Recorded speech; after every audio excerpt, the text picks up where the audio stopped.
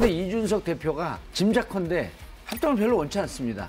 결국 권력을 나눠줘야 되거든요. 그럼 내일 모레 지방선거인데 지방선거를 본인 주도로 치를 것이냐, 안철수와 두 개의 머리로 치를 것이냐. 이미 노원병에서 둘이 심하게 싸워본 적이 있거든요. 지금까지 두 당의 대표가 지금 굉장히 갈등선상에 있었지 않습니까? 그래서 두 분한테만 맡겨놓으면 그것이 뭐 과연 그렇게 일사천리 되겠나. 안철수 국민의당 대표께서는 항상 다당제 이야기 하셨거든요. 정치개혁 이야기하셨고. 근데 합당을 해서 거대 정당하고 합친다? 이건 그 과거에 그 스스로 하셨던 말씀하고 모순되기 때문에 사실은 그 점이 과연 국민의 지지를 많이 얻을 것인가. 제가 약간 희망적으로 보는 이유는 윤석열 대통령의 스타일 때문에 그래요. 네. 윤석열 후보가 아니 당신과 내가 마음이 맞아서 가면 되는 거지. 그거를 그렇게 사소한 거를 할 게 뭐 있냐. 이게 굉장히 위험한 거기도 하면서 굉장히 통 큰 거기도 하잖아요. 근데 일단 요 얘기 좀 하면서 시작하면 어떨까 싶은데요. 국민의힘과 국민의당의 합당 잘 이루어질까? 여기에 이제 두 분의 합당 전문가가 또 계시기도 해서 그래서 일단 정봉주 의원님 좀 말씀 주시겠어요? 둘이 합당을 결정을 했는데 무척 아쉬울 때 한 거거든요. 근데 이제 지금 아쉬운 게 없어졌어요. 판이 끝났거든요. 그리고 이제 당선자의 지위는 막강합니다. 근데 당선자의 지위가 이제는 당에 대한 관심보다 정부에 대한 관심으로 가기 때문에 당은 결국은 이준석 대표 체제로 또 갈 수밖에 없어요. 근데 이준석 대표가 짐작컨대 합당을 별로 원치 않습니다. 결국 권력을 나눠줘야 되거든요. 그럼 내일 모레 지방선거인데 지방선거를 본인 주도로 치를 것이냐, 안철수와 두 개의 머리로 치를 것이냐.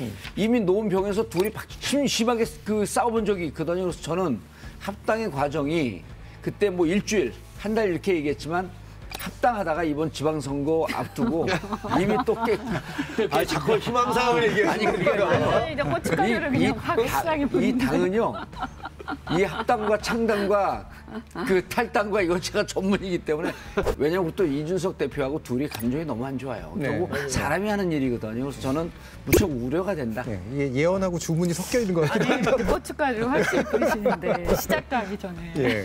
아니, 공감이잖아요. 공감하면서 왜 그래? 또 내부의 문제 아니 있으니까. 저도 좀 걱정하죠. 예. 왜냐하면 이게 지금 지방선거를 코앞에 두고 있어요. 근데 지방선거에 또 공천 문제가 달려 있고요.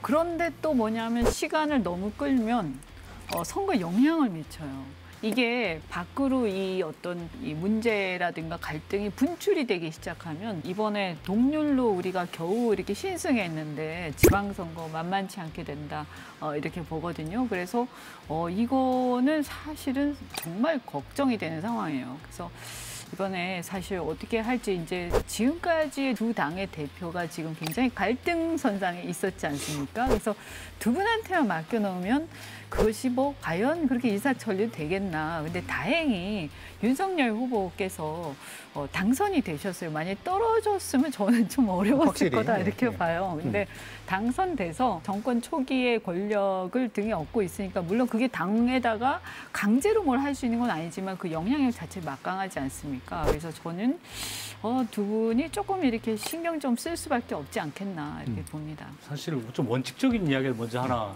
드리면 안철수 국민의당 대표께서는 항상 다당제 이야기 하셨거든요. 정치개혁 이야기 하셨고. 근데 합당을 해서 거대 정당하고 합친다? 이건 그 과거에 그 스스로 하셨던 말씀하고 모순되기 때문에 사실은 그 점이 과연 국민의 지지를 많이 얻을 것인가. 대선을 위해서 다른 정당 후보와 손을 잡고 단일화하는 거는 도움이 됐을 거고 그리고 다음 선거에서도 뭔가 소연정이라도 하겠다는 취지는 이해되지만 국가의 지도자는 더 큰 틀을 봐야 되고 멀리 봐야 됩니다. 제가 볼 때 지금 이 순간에는 코로나라든지 이런 국가 위기를 해결하기 위한 노력도 해야지만 국민이 0.7%로 이 어떤 득표를 초박병으로 나눠진 이 정치사의 사상 유례 없는 순간에 사실은 야당하고 민주당도 사실은 권력을 내려놓겠다 하고 정치개혁하고 뭐 심지어 개헌과 선거법 개정도 이야기하지 않았습니까? 이걸 같이 더 중연정이든 대연정이든 목소리를 같이 맞춰보는 게 더 큰 의미가 있다. 저는 그렇게 봅니다.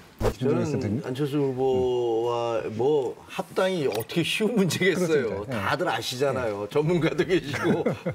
근데 국민의힘으로서는 반드시 해야 될 과제라고 생각을 합니다. 왜냐하면 본인들의 색깔이 이제 보수 일색으로 돼 있었잖아요. 그러니까 그 부분들을 그 중도적인 그리고 되게 과학, 미래 이런 분야를 강조를 해왔던 안철수 후보와 손을 잡음으로써 굉장히 안정적인 국정 운영의 기반을 다지고 국민들에게 저희는 이런 식으로 국정을 펼쳐가겠습니다. 중도와도 손을 잡고 이런 모습을 보여주는 게 굉장히 중요하다고 생각을 해요. 제가 약간 희망적으로 보는 이유는 윤석열 대통령의 스타일 때문에 그래요. 네.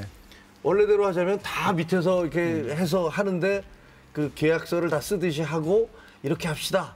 결정을 해야 되는데 윤석열 후보가 아니 당신과 내가 마음이 맞아서 가면 되는 거지. 그거를 그렇게 사소한 거를 할 게 뭐 있냐. 이게 굉장히 위험한 거기도 하면서 굉장히 통 큰 거기도 하잖아요.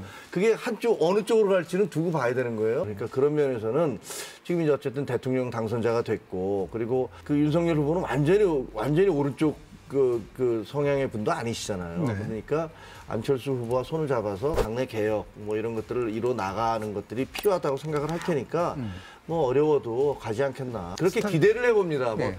그렇게 될지 안 될지는 저도 잘 모르겠습니다. 네.